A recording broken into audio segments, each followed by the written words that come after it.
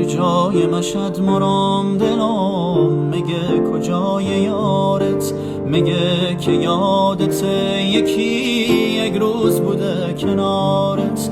یادم میه که این جمع و چشم نگاه تو چشات مکرده، رفتی و هنوز چشم و دلم و دنبال خودت مگرده.